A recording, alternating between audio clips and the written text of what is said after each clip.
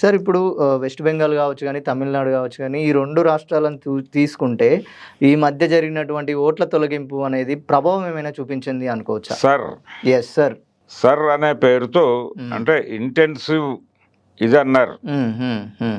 ఈ ఇంటెన్సివ్ వ్యవహారం ఏ లెవెల్లో కనిపించింది అనేది అది బెంగాల్ ఎలక్షన్లో కొంత ప్రభావం చూపించింది. కనపరచటం చేతే నిజానికి వాళ్ళు 0 నుంచి మొదలై 2000 అంటే మమతా బెనర్జీ మొదటి ఎన్నికలో గెలిచిన సందర్భం. అప్పటికి 30 సంవత్సరాలు అక్కడ సిపిఎం పార్టీ పరిపాలన చేసింది. అంటే ఒక కూటమి ప్రభుత్వంతో మొదలైంది, హరికృష్ణ కోనార్తో మొదలైన ప్రభుత్వం అది. మొదలై జ్యోతి బసు మీదుగా బుద్ధదేవ్ భట్టాచార్య దగ్గర ఎండ్ అయింది. ఎండ్ అయినటువంటి అంత పరిపాలన ఉన్నటువంటి పార్టీకి, ఆ అలయన్స్కి, లెఫ్ట్ అలయన్స్కి ఎంత ఓట్ బ్యాంక్ ఉండాలి? అవును అవును సార్. ఏమైపోయింది ఆ ఓట్ బ్యాంకు? లాస్ట్ ఎలక్షన్లోనూ వాళ్ళకు ఒక సీట్ లేదు, ఈ ఎలక్షన్లో కూడా ఒక సీటు కాదు, కనుచూపు మేరలో కనిపించట్లేదు. పైగా వాళ్ళ ఓట్ పర్సంటేజ్ కూడా డ్రాస్టిక్గా ఈ ఎన్నికలో పడిపోయినట్టు కనిపిస్తోంది. సో సిపిఎం తాలూకా vote bank, left vote bank ఏమైంది? అది టోటల్గా భారతీయ జనతా పార్టీ కాంపౌండ్లో కనిపిస్తోంది ఇప్పుడు. అది ఒక వ్యవహారం. అలాగే బెంగాల్కి విపరీతంగా వలసలు ఉన్నాయి, బంగ్లాదేశ్ నుంచి, అక్కడి నుంచి. దీనికి సంబంధించినటువంటి వ్యవహారం ఎలా డీల్ చేశారు అనేది, వీళ్ళని ఎక్కడ ఎమర్జ్ చేశారు, ఎలా అంటే లిస్టులోకి ఎలా తీసుకున్నారు అనేది.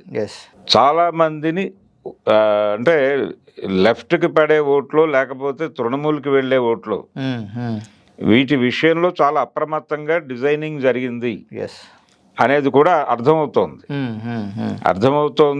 లెఫ్ట్ ఓట్ బ్యాంక్ని టోటల్గా వీళ్ళు కన్సాలిడేషన్లోకి తీసుకున్నారు, రైట్కి తిప్పారు దాన్ని లెఫ్ట్ నుంచి.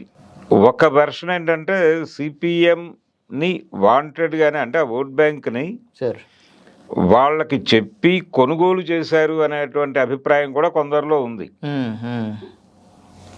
ఇది ఒక వెర్షన్ అయితే, ఈ సర్ ఉపయోగించడం ద్వారా కొన్ని ప్రాంతాలలో వీళ్ళు ఈ కొత్తగా వచ్చినటువంటి సెటిలర్సు, అలాగే బయట దేశాల నుంచి వచ్చిన వాళ్ళు, వీళ్ళని అడ్డు పెట్టుకుని చాలా మందిని బెదిరించి, కొన్ని సమూహాలను పర్టికులర్గా ముస్లిం సమాజాన్ని బెదిరించి తన కంట్రోల్లోకి తీసుకుని ఆ ఓట్ బ్యాంకును కూడా తనకు సపోర్ట్గా వినియోగించుకుంది బీజేపీ అనేది ఒక వెర్షన్.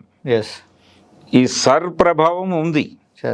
సర్ ప్రభావంతో పాటు ఈ బయట దేశాలు, బంగ్లాదేశ్ నుంచి ఇక్కడికి వచ్చిన రోహింగ్యాలని, వాళ్ళని చూపించటం ద్వారా, ఈ సర్ని చూపించటం ద్వారా, ఈ రెండింటిని మిక్స్ చేసి చూపించటం ద్వారా ముస్లిం ఓట్ బ్యాంక్ని తృణమూల్ నుంచి బయటకు చీల్చగలిగారు అనే అభిప్రాయం కూడా ఉంది. కనుక మీరన్నట్టుగా సర్ ప్రభావం ఉంది అక్కడ. సర్ ఒకటే వాడలేదు వాళ్ళు, ఈ లీడ్ రావడానికి చాలా టక్కు టమార గజకర్ణ గోకర్ణ విద్యలన్నీ ప్రదర్శించారు.